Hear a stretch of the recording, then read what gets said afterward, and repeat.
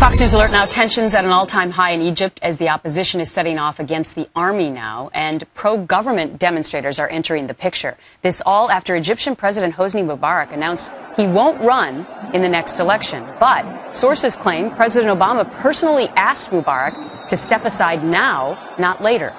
So did President Obama get too involved, or is he not involved enough in Egypt's next steps? We're back with our political panel. Lady Lynn, let me start with you on this. We had to take a break for Punxsutawney Phil. Yes, very important. Now we're back to the Egyptian... I know my place. Back to the Egyptian situation. To the ground. So do you believe that the President Obama, let's all just face it, that he's in a difficult situation. For 30 years, American presidents have supported Mubarak. But having said that, is Obama involved enough or not at all? It is a very, very delicate situation. The good news about Egypt is that Egypt is not anti-American the way the Gaza was. And so there is an opportunity, I think, for us to play a larger role. The most important objective is, of course, keeping the protests from being violent, but it's really the long-term game, to make sure that Obama is not the president who loses Egypt the way Carter lost Iran, and that Egypt does not become a radical Islamic government. But isn't that the greatest fear? And that's what his objective has to be. Isn't that the greatest fear? And when you listened to the president yesterday, and he said that I'm asking for Mubarak to move now. Right. See, that word was still ambiguous. Did he mean today, or did he mean in the September elections? It certainly is ambiguous, and the problem is the great unknown.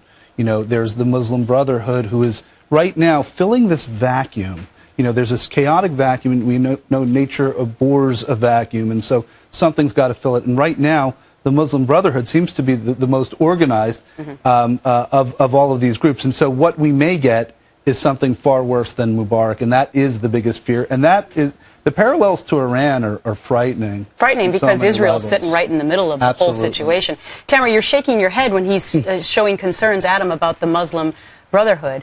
I mean, isn't it the case when we look back on history and precedent that it's the organized minority groups that tend to come to power even when the protests might start originally as democracy protests? I can't speak to history, but what I can speak to is that the people of Egypt are protesting because they want democracy, they want freedom, they want voting rights, they want all of the things that America wants, that we have. And I agree with you that Obama is in a very precarious situation.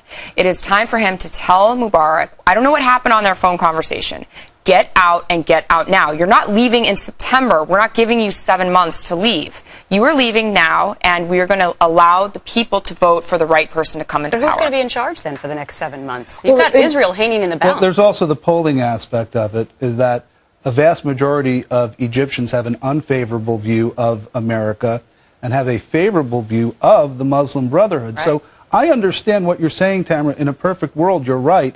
Democracy would flourish. The problem is it's far from perfect, and we have a chaotic situation where, you know, I know that you're not kind of speaking to history, but historically, the type of thing that happens is this radical organization is able to sort of, you know, harness this support and come into power. Lady Lynn, I got 10 seconds. Okay, but the Muslim Brotherhood only got 20% of the vote. So I think you're wrong that they're as popular as they are saying. You have to look at the validity of the election. What's more important is what happens going forward and whether they seep up. Because in Iran, Ayatollah Khomeini told Carter there will be no clerics in our government. That's true. And we stupidly accepted that. Well, so we have to be aware, and I think we should be involved, and I think our military aid should definitely be put as a carrot out there. All right. Panel, thanks very much for sticking around. Appreciate it very much. Let's head on.